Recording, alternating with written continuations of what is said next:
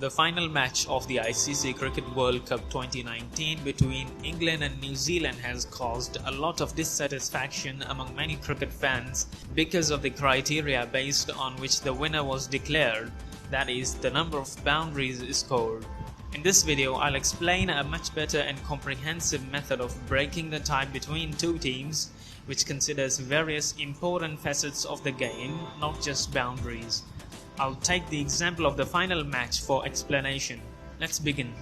The method considers the following key facets of the cricket game: wickets in hand, number of boundaries scored, the number of dot balls bowled, and the number of maiden overs bowled. The idea is to quantify all these facets in terms of equivalent runs. First up is wickets in hand. The runs equivalent to a single wicket in hand is calculated by dividing the total score by 10. For example, if 241 runs were scored in the final, then each wicket in hand is equivalent to 24.1 runs. So in that facet, since New Zealand had 2 wickets in hand by the end of their innings, their equivalent runs were 48.2 runs. While since England were all out, they had 0 equivalent runs in this facet. The second one is easy, which is to quantify the number of boundaries hit by each team. Just multiply the number of 4s scored by 4 and the number of 6s scored by 6. So in the final, excluding the super over, New Zealand hit 2 6s and 14 4s, which is equal to 68 runs. While England hit 2 6s and 22 4s, which is equal to 100 runs. The third one is the number of dot balls bowled. The equivalent runs per single dot ball is calculated by dividing the total score by the total number of balls in an innings. So in the final, the equivalent runs per a single dot ball were 241 divided by 300, that is 0.8033. Excluding the maiden overs, the number of dot balls bowled by New Zealand was 149 and that of bowled by England was 154. So multiplying the dot ball count with the runs per single dot ball, we get the dot ball equivalent runs for each team as. The fourth and the final one is the number of maiden overs bowled.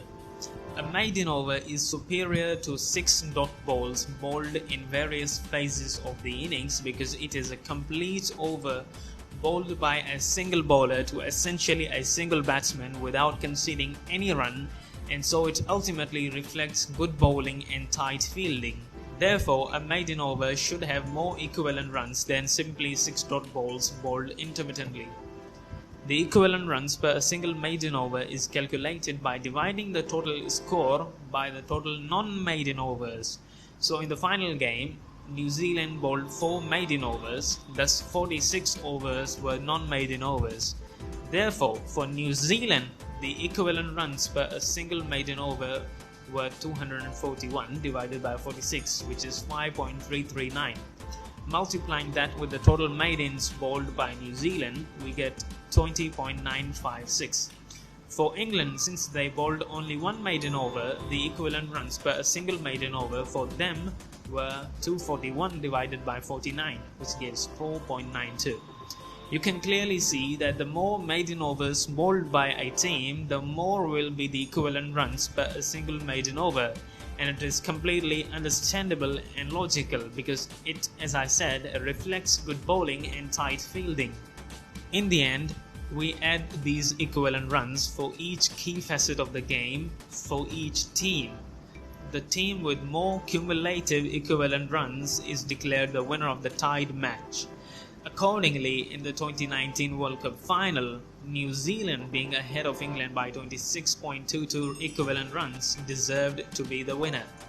In my humble opinion, this method is much more comprehensive than any other method of breaking a tie because it takes account of almost all the important facets of the game. Wickets in hand is clearly understandable, so is boundary count, and also the dot ball and maiden overs count considers the good bowling and tight fielding, and in the hindsight it also reflects the good or bad strike rotation by the batsmen. To add, what this method effectively does is that it places a prize or cost for each wicket, for each boundary, for each dot ball, and for each maiden over. This method is even better than a super over because firstly, a single over can't fairly decide the game, which actually consists of 50 overs for each innings. Secondly, the idea of super over gives an unfair advantage to the team which has 2 or 3 big hitters in their side as compared to the side which consists of just balanced players.